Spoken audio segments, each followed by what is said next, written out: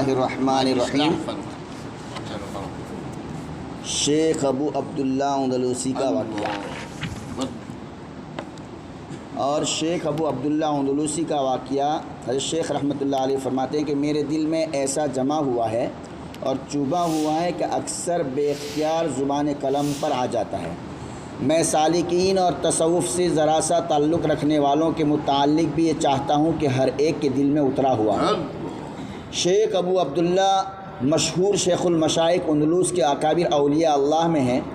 ہزاروں خانقاہیں ان کے دم سے آباد، ہزاروں مدارس ان کے فیوض سے جاری، ہزاروں شاگرد، ہزاروں مریدین۔ آپ کے مریدین کی تعداد 12,000 تک بتائی جاتی ہے۔ ایک دفعہ بارادہ سفر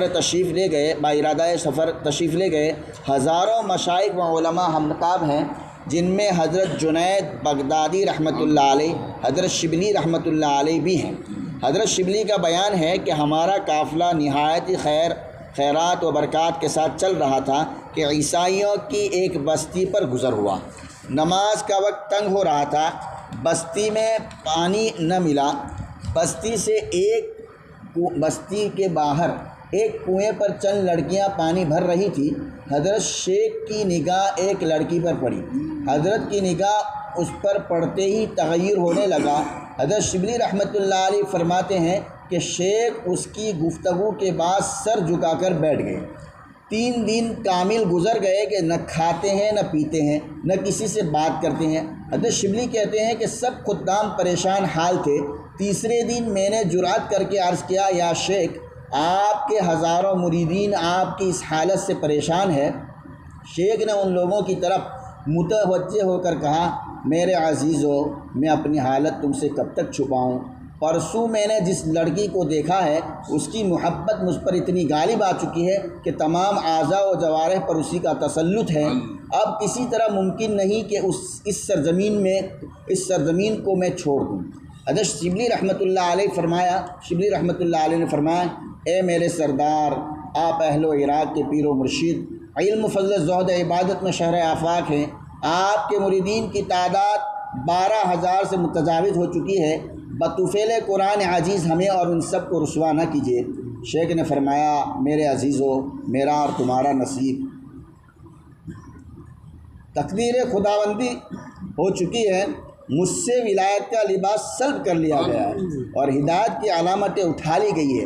یہ کہہ کر رونا شروع کیا اور کہا، اے میری قوم، قضاء و قدر نافذ ہو چکی ہے، اب کام میری بس کا نہیں۔ حضرت شبلی رحمۃ اللہ علیہ فرماتے ہیں کہ ہمیں اس عجیب واقعے پر سخت تعجب ہوا اور حسرت سے رونا شروع کیا۔ شیخ بھی ہمارے ساتھ رو رہے تھے، یہاں تک کہ زمین آنسوؤں سے امڑنے والے سیلاب سے تر ہو گئی۔ اس کے بعد ہم مجبور ہو کر اپنے وطن بغداد کی طرف لوٹے۔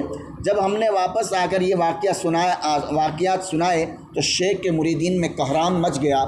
چند آدمی تو اسی وقت غم حسرت میں عالم آخرت کو سدھار گئے اور باقی لوگ گر گرا کر خدائے بے نیاز کی بارگاہ میں دعائیں کرنے لگے، اے مقلب القلوب، شیخ کو ہدایت کر اور پھر اپنے مرتبہ پر لوٹا دے۔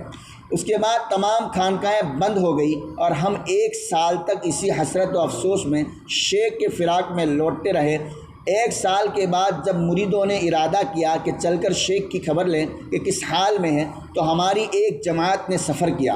اس گاؤں میں پہنچ کر لوگوں سے شیخ کا حال دریافت کیا تو گاؤں والوں نے بتایا کہ وہ جنگل میں سور چرا رہے ہیں۔ ہم نے کہا کہ خدا کی پناہ، یہ کیا ہوا؟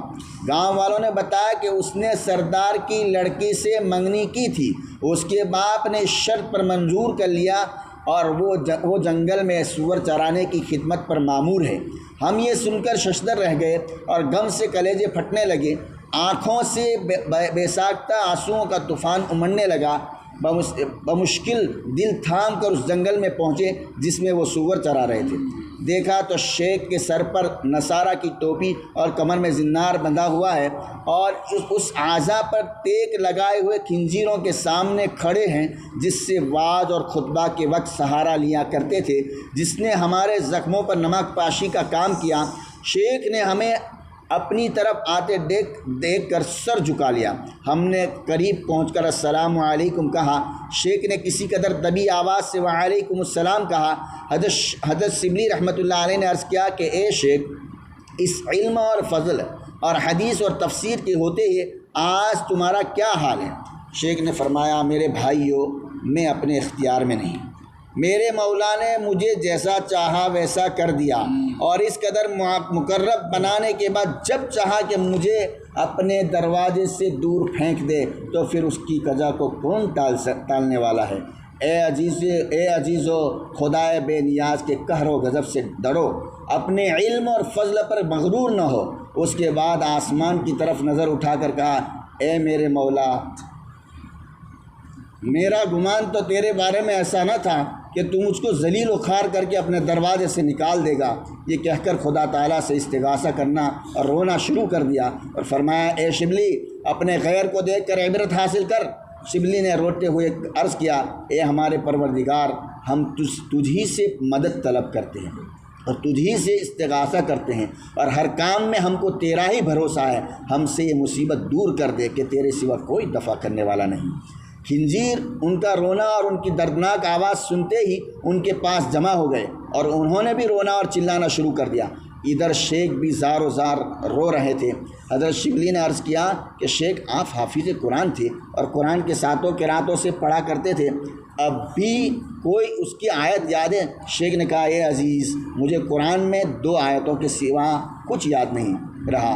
ایک تو یہ کہ وَمَن يُهِنِ اللَّهُ فَمَا لَهُ مِن مُّكْرِمٍ إِنَّ اللَّهَ يَفْعَلُ مَا يَشَاءُ، جس کو اللہ ذلیل کرتا ہے اس کو کوئی عزت دینے والا نہیں، بے شک اللہ جو چاہتا ہے کرتا ہے۔ اور دوسری آیت، وَمَن يَتَبَدَّلِ الْكُفْرَ بِالْإِيمَانِ فَقَدْ ضَلَّ سَوَاءَ السَّبِيلِ، جس نے ایمان کے بدلے میں کفر اختیار کیا، تحقیق وہ سیدھے راستے سے گمراہ ہو گیا۔ حضرت شبلی نے عرض کیا کہ اے شیخ، آپ کو 30,000 حدیثیں ما اسناد کے بزبان یاد تھی، اب ان میں سے بھی کوئی یاد ہے؟ شیخ نے کہا، صرف ایک حدیث یاد ہے کہ من بدل دینہ فاقتلوہ، جو شخص اپنا دین بدل دے اس کو قتل کر ڈالو۔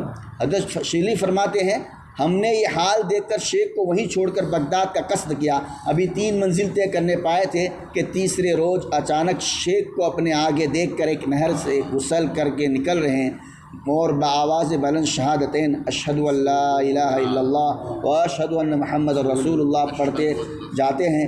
اس وقت ہماری مسرت کا اندازہ وہی شخص کر سکتا ہے جس کو اس سے پہلے ہماری مصیبت کا اندازہ ہو۔ بعد میں شیخ سے ہم نے پوچھا کہ کیا آپ کے اس ابتلا کا کوئی سبب تھا؟ تو شیخ نے فرمایا، ہاں، جب ہم گاؤں میں اترے اور بت خانوں اور گرجا گھروں پر ہمارا گزر ہوا، آتش پرستوں اور صلیب پرستوں کو غیر اللہ کی عبادت میں مشغول دیکھ کر میرے دل میں تکبر اور بڑائی پیدا ہوئی کہ ہم مومن موحد ہیں اور یہ کمبخت کیسے جاہل اور احمق ہے کہ بے حس و بے شعور چیزوں کی پرستش کرتے ہیں۔ مجھے اسی وقت ایک غیبی آواز دی گئی کہ یہ ایمان و توحید کچھ تمہارا ذاتی کمال نہیں کہ سب کچھ ہماری توفیق سے۔